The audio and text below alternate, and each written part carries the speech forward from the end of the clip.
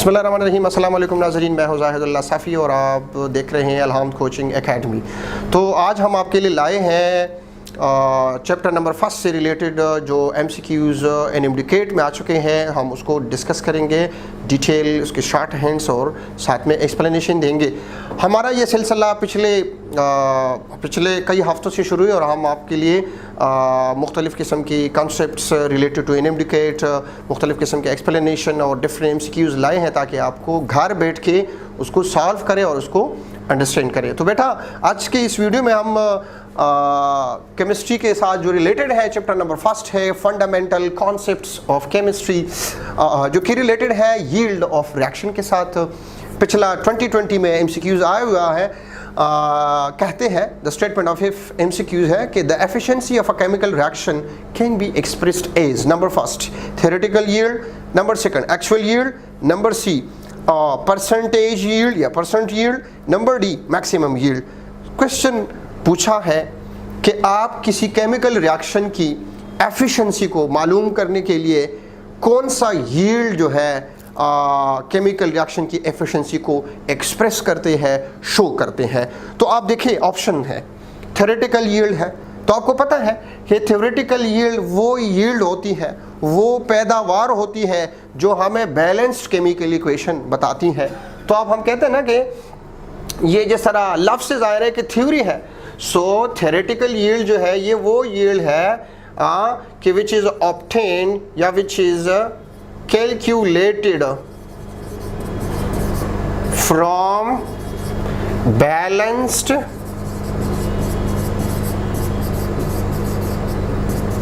Chemical equation. बेटा, ये हमें पैदावार तो बताते हैं किसी केमिकल रिएक्शन का, लेकिन ये हमें किसी केमिकल रिएक्शन की एफिशिएंसी को, यानी उसकी परसेंटेज एफिशिएंसी कि एक रिएक्शन जो है कितना एफिशिएंट है, कितना इफ़ेक्टिव है, इसके बारे में कोई इंफॉर्मेशन नहीं देती। लिहाजा ये भी हमारा ऑप्शन करेक्ट नहीं है। दूसरा ऑप्शन क्या है? Actual yield. आपको पता है कि एक्चुअल यील्ड वो यील्ड है, यानी it is the amount of product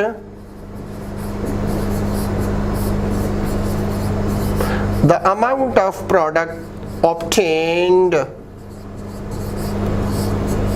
from an experiment, from a chemical reaction। यानी हम इसको अमली तौर पर रिएक्शन लगा के रिएक्शन को करते हैं और रिएक्शन के बाद जो है जो प्रोडक्ट हमारे पास आइसोलेट हो जाती है, उस पैदावार को हम कहते हैं एक्चुअल यील्ड, या इसको हम प्रैक्टिकल यील्ड भी कहते हैं, या हम इसको एक्सपेरिमेंटल यील्ड भी कह सकते हैं। लिहाजा ये भी किसी रिएक्शन की एफिशिएंसी नहीं बताते।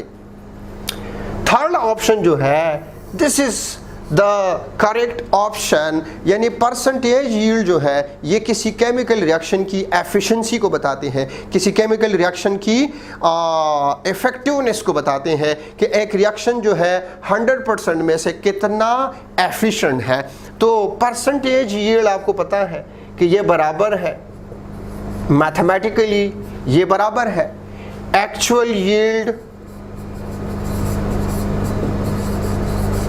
divided by theoretical yield multiplied by 100। तो ये किसी रिएक्शन के परसेंटेज यील्ड को कैलकुलेट करने का एक आसान फार्मूला है, और ये यील्ड जो है एक केमिकल रिएक्शन की एफिशिएंसी बताते हैं। मिसाल के तौर पर एक रिएक्शन है और इसका परसेंटेज यील्ड जो है 90% है, या अबव 90% है, 95 या 99% है, तो हम कहते हैं कि इस रिएक्शन की एफिशिएंसी जो है एक्सीलेंट है। दूसरा रिएक्शन, यही रिएक्शन है, दूसरा बंदा लगा लेता है और हम कहते हैं कि उसका यील्ड जो है परसेंटेज यील्ड 80% आया, तो इसका रिएक्शन गुड है लेकिन एक्सेलेंट नहीं है। तो आपको पता चल गया कि फलाने रिएक्शन की एफिशिएंसी जो है दूसरी रिएक्शन से क्या है, इतनी ज़्यादा है या इतनी कम है। तो अगर आपने किसी केमिकल रिएक्शन को, उसकी एफिशिएंसी को कंपेयर करना है, तो आप उसकी परसेंटेज यील्ड को देखेंगे कि परसेंटेज यील्ड अगर ज़्यादा है तो एफिशिएंसी भी ज़्यादा है, अगर परसेंटेज यील्ड कम है तो एफिशिएंसी भी कम है। यानी हम यूँ कह सकते हैं कि ये आपके पास एक रिएक्शन की एफिशिएंसी है, ठीक है। efficiency, it is directly related to percentage yield. तो greater